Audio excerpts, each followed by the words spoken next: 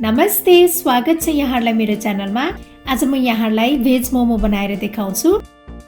मोमो बनाउनको लागि सबैभन्दा पहिला म पिठो मुस्न गइरहेको छु र यसको लागि मैले लिएको छु मैदा।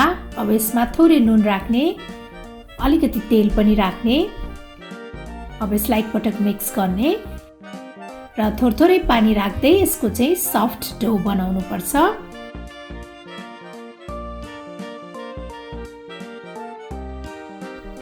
अब यतिको भइसकेपछि हाम्रो डो रेडी भइसकेको छ।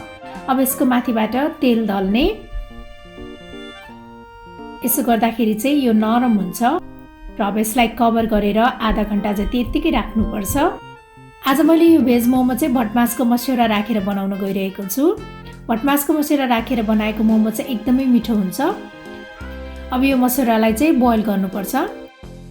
अब यो यतिको भइसकेपछि राम्रोसँग बोइल भइसकेको छ। अब यसलाई राम्रोसँग पखालेर लिनुपर्छ। मैले यसलाई राम्रोसँग पखालेर लिएको छु।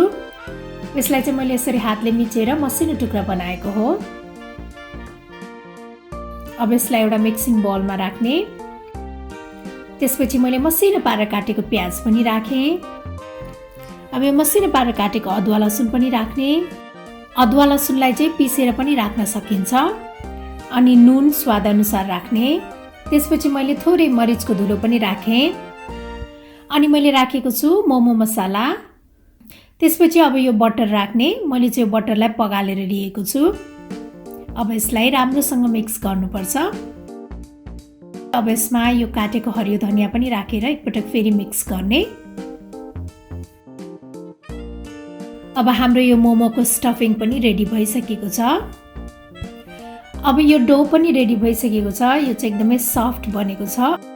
अब यसबाट अलिकति डो लिने र अब यसलाई चाहिँ राम्रोसँग यसरी गोलो बनाउने हातले। यो बेलनमा चाहिँ मैले हल्का सुक्खा पिठो लगाएको छु। अब यसलाई बेल्नुपर्छ। यो मोमोको र्यापर चाहिँ धेरै बाक्लो अथवा धेरै पातलो हुनु हुँदैन। यो चाहिँ यतिको बन्नुपर्छ। अब यसमा यो मोमोको किमा राख्ने। अब यसलाई चाहिँ यसरी र्याप गर्ने। यहाँहरूले मोमो र्याप गर्दा चाहिँ आफ्नो हिसाबले यहाँहरूलाई जस्तो खालको सेप मनपर्छ त्यसै गरी बनाउन सक्नुहुनेछ।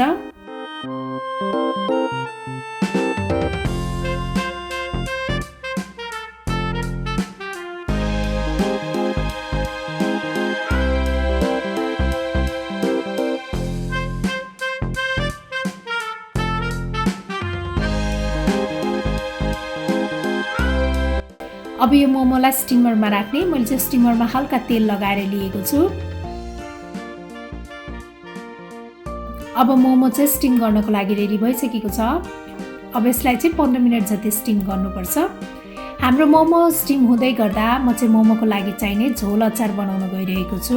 झोल अचार बनाउनको लागि सबैभन्दा पहिला मैले एउटा प्यानमा सिलाम राखेँ। त्यसपछि अब थोरै तिल पनि राख्ने। अनि अब मैले अलिकति टिमुर पनि राखेको छु। अब यसलाई चाहिँ एकैछिन भुट्नुपर्छ। सिलाम राखेको झोल अचार चाहिँ एकदमै मिठो हुन्छ। यदि यहाँसँग सिलाम छैन भने तिल मात्रै राख्न पनि सक्नुहुनेछ।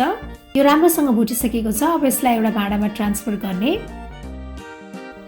त्यसपछि अब यो सेम प्यानमा चाहिँ अलिकति तेल राख्ने। अब यसमा चाहिँ यसरी काटेको अदुवा लसुन र प्याज राख्ने। अनि त्यस्तै यो सुकेको खुर्सानी पनि राख्ने र अब यसलाई चाहिँ एकैछिन पकाउनु पर्छ। अब यो अदुवा लसुन र प्याज यतिको बनिसकेपछि अब यसमा चाहिँ यो काटेको टमाटर पनि राख्ने। अब यो टमाटरलाई चाहिँ एकैछिन पकाउनु पर्छ।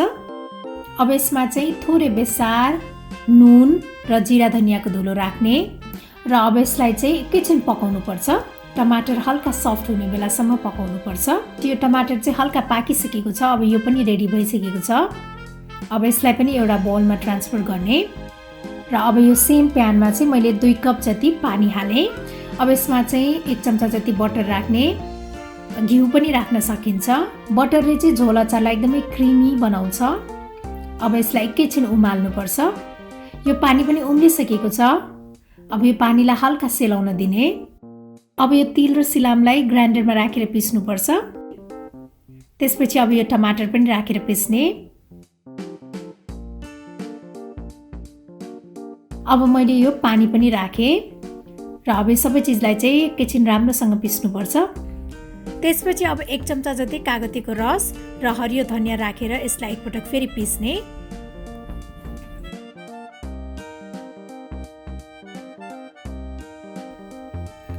अब हाम्रो यो झोल अचार चाहिँ रेडी भइसकेको छ। त्यस्तै अब यो मोमो पनि रेडी भइसकेको छ। मैले चाहिँ मोमोलाई यसरी एउटा बोलमा लिएको छु। अब यसमा यो झोल अचार राख्ने।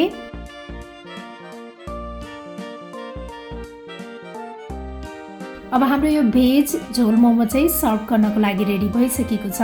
मलाई आशा छ यहाँलाई यो भेज मोमोको रेसिपी पक्कै पनि मन पर्यो होला र मेरो अरू यस्तै रेसिपीहरूको लागि प्लिज मेरो च्यानललाई सब्स्क्राइब गरिदिनु होला र मेरो भिडियोलाई लाइक, शेयर र कमेन्ट पनि गरिदिनु होला। Thank you for watching. Bye by.